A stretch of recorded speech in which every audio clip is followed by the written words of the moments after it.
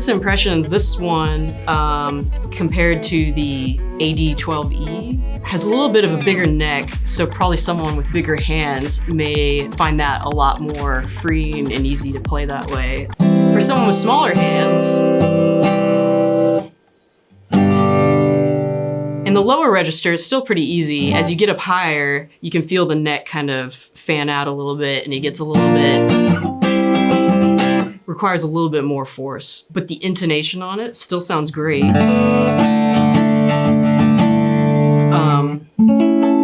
The higher chords sound really in tune, which is great. I have to do my capo test. If you're a worship leader, you're probably using your capo a lot. So you want to be sure that as you move the capo up the neck, that the chords still stay in tune. So, sounds pretty good. If we move up here, start playing in C. It actually punches out pretty good right there.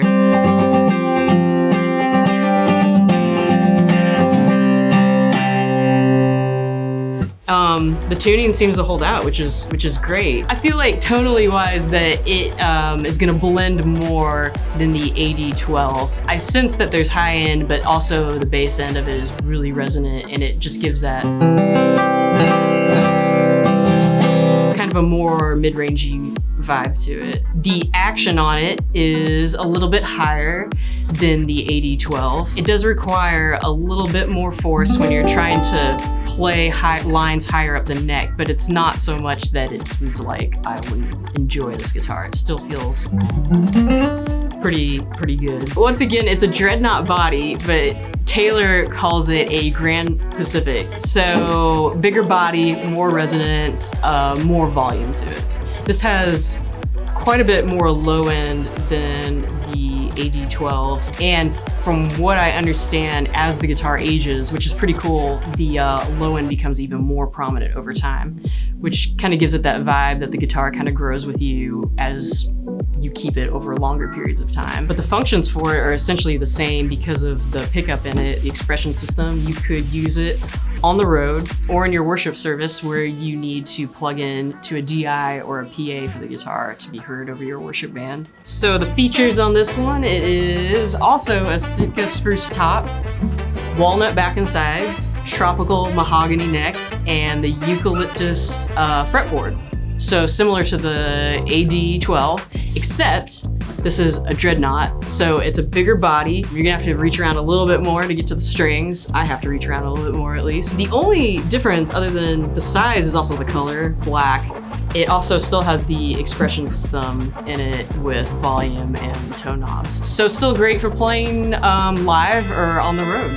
Some different scenarios where I would use this guitar. I don't necessarily play a lot of acoustic with the artists that I work with, but sometimes at worship conferences, it might come in handy. Also, if I play a showcase with an artist around town, there might be some stuff that's on acoustic guitar where I might need to whip one out at the last minute. Also, because I play with the Nashville Symphony quite a bit, their music demands, a wide range of styles and versatility, so I might need an acoustic guitar for something that they're doing, if it's a Pops concert or a movie soundtrack that they're playing. This kind of guitar just makes me think of like vintagey, classic rock, acoustic stuff. I'm a big Zeppelin nut, so I think of like the Zeppelin acoustic stuff.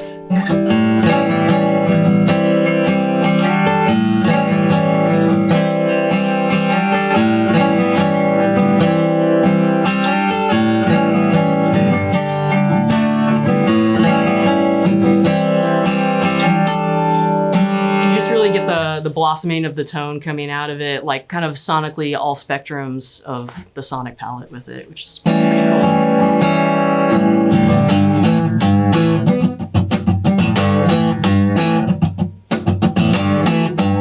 So, yeah.